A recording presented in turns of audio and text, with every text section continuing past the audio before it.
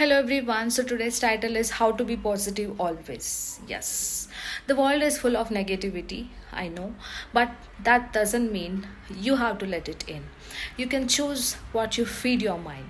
When negativity surrounds you, take a step back and breathe.